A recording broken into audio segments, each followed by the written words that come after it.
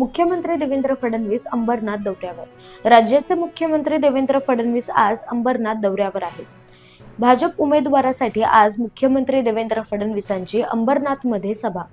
अंबरनाथमधील गावदेवी मैदानात मुख्यमंत्री देवेंद्र फडणवीसांची सभा।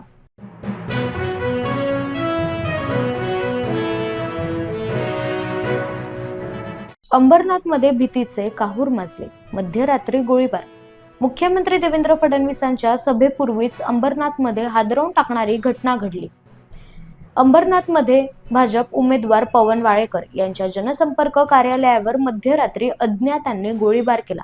हा संपूर्ण प्रकार सीसीटीव्ही मध्ये कैद झाला आहे। या घटनेनं अंबरनाथमध्ये खळबळ उडाली आहे।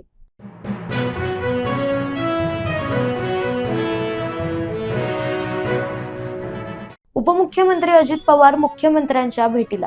उपमुख्यमंत्री अजित पवार यांनी आज घेतली मुख्यमंत्री देवेंद्र फडणवीसांची भेट। महानगरपालिका निवडणुकीसाठी सर्वच पक्षाकडून जय्यत तयारी सुरू झाली असून उपमुख्यमंत्री अजित पवार यांनी मुख्यमंत्री देवेंद्र फडणवीसांची भेट घेतली। मात्र भेटीमागचं कारण अद्याप स्पष्ट झालेलं नाही।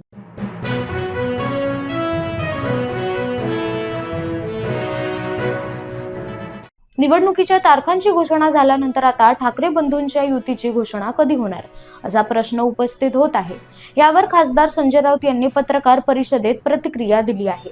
तुम्हाला ज्या घोषणेची उत्सुकता आहे ती घोषणा लवकरच होईल, खासदार संजय राऊत यांचं स्पष्टीकरण।